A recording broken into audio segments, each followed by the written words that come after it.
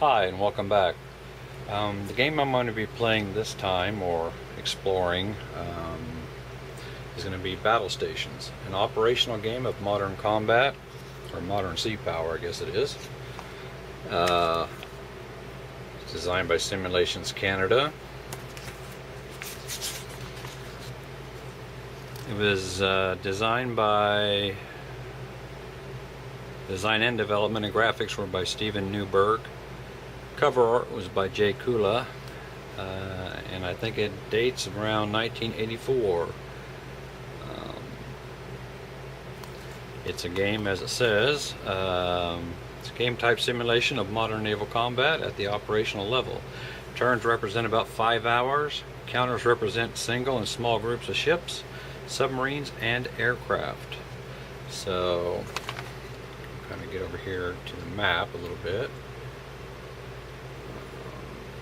I'm going to be playing on the open waters map. I'm just going to kind of run through a basic scenario of my own design. It's not intended to be balanced. It's not intended to reflect any sort of historical event or anything. It's just something I want to kind of play around with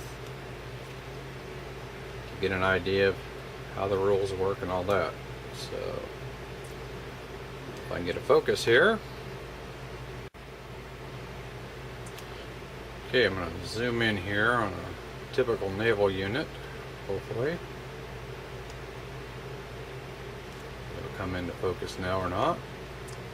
Come on, almost. Not quite. Let me pull it back just a hair here. Okay, now I know. There we go. Aha. So, this represents just a basic destroyer. It has a silhouette of the ship type or vessel type at the top. The first number to the left is its anti-aircraft strength. The number and letter combination in the middle on the left is its anti-ship strength and range. The number on the lower left-hand corner is the unit's anti-submarine value. The number in the upper right-hand corner, in this case the 1, is its electronic warfare strength. The 4 is its victory point value if it's sunk. And the final number on the lower right is its movement allowance, which is a 6. So let's see, let's look at the back of the counter here real quick. I'm not going to worry about any kind of hidden movement or anything like that since I know where everything is. The numbers at the top indicate a range of when the unit was available. I don't know what the 1 and the 4 is, but it was available in periods 1 and 4. The number in the middle, the 141, just indicates what position it occupies in that particular class of ship, and letter combination at the bottom indicates what nationality it belongs to. In this case it's the Soviets. The scenario that I'm going to come up with, or just the little playthrough I'm going to use to kind of show you the rules and all that, is going to be just basically Indian forces versus Pakistani forces in the 1971 war between India and Pakistan. If I can get over here and find the Indian forces. There they are. The Indians have several more ships than the Pakistanis do. In addition, the Indians have long-range aircraft in order to search and or attack enemy task forces or units. In addition, the Indian force over here has their Vikrant aircraft carrier. They also have, it looks like a guided missile destroyer and 2 guided missile frigates, fast frigates, whatever they are. These units, all the units in this game come from the 1980s era. So I've kind of had to fudge a few things to take it back to 1971. However, I'm not looking for historical accuracy. I'm just looking for an excuse to move ships around and blast them out of the water, under a thin veneer of, you know, a historical scenario kind of thing. Anyway, I know it doesn't make sense, but... And then up here we have a little player aid that gives you the combat results table. Let me pull back a little bit if I can. Combat results table, some tracks to indicate some aircraft that are not necessarily depicted by counters, and then there is a unit identification diagram up here. This is a photocopy from the back of the rules, scanned photocopy, so it's not going to be, you know, as pretty as the one from the rules. In addition, I'll whack the camera. In addition, I made up like a little cheat sheet here. Let's see if I can make this work or not. I just made kind of like a little cheat sheet on the range of short range aircraft, the different ranges on anti-aircraft strength at the different resolution segments. There are several different resolution segments in the sequence of play, and the anti-submarine strengths. And there is an optional rule for attacking bases.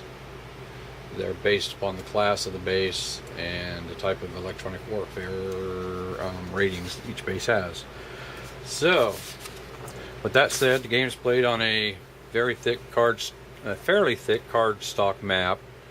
The colors, as you can see, and is the case with most Simcan games, are very limited. However, that doesn't detract from the functionality. It just makes the it's just less visual appealing, I suppose, to some people. I don't care. I think it's fine. Counters are kind of thin, but they're fairly clean and clear and easy to read, even with my old eyes. Everything you need to know other than that is pretty much contained in the rule book. So with that, I'm just going to go over the sequence of play real quick, and I pretty much got the units set up where I want them. I just kind of randomized the starting positions of both forces. The Indians have a destroyer and a couple of frigates, I think, plus a sub out there in front of their task force. There is some rules in the back, or scenarios in the back, that kind of allow for a, I don't know, solitaire play. Looks like the Chinese, one of the scenarios has a Chinese in it, and they're not controlled by either player. They will automatically move one hex towards a certain hex at the start of each phase, and they'll keep moving until they're destroyed or whatever. So I'm going to do something like that. I'll probably move these ships a variable amount each turn, and I'll be playing it from the Indian side, and we'll see if we can catch up, get within range, and sink a few Pakistani ships. Anyway, sequence of play. Battle Stations is played as a series of turns, each of which is composed of a number of sequential phases. The last of these phases is composed of a number of sequence segments. The sequence of play is a right and may not be verified. Rigid is rigid and may not be verified. Varied. Okay, let's start that over again, since I'm apparently having trouble reading. Battle Stations is played as a series of turns, each of which is composed of a number of sequential phases. The last of these phases is composed of a number of sequenced segments. The sequence of play is a rigid and may not be varied. At the conclusion of the last phase of the sequence, the turn ends and another turn is started. The number of turns to be played is specified by the scenario. In this case, we'll play till either the Indians win or I get tired of the Pakistanis winning. The sequence outline is the Eastern movement phase and the Western movement phase. This would pertain to the East Bloc nations and the Western Bloc nations. as they existed back in the 80s. And then we have the joint combat phase. The first part of that is A, targeting resolution segment. Targeting is like detection. You can't fire certain units until they've been detected or targeted. Air units are always detected or targeted. I'll use targeted, but you have to understand that it really means detected. Then we have the range A anti-aircraft resolution segment. We have the range A anti-ship resolution segment. And then so on down the list here. We have range B anti-air and anti-ship. And we have range C anti-air and anti-ship. And then we have range D anti-air and anti-ship combat. And then finally we have the anti-submarine resolution segment. So that pretty much covers that. And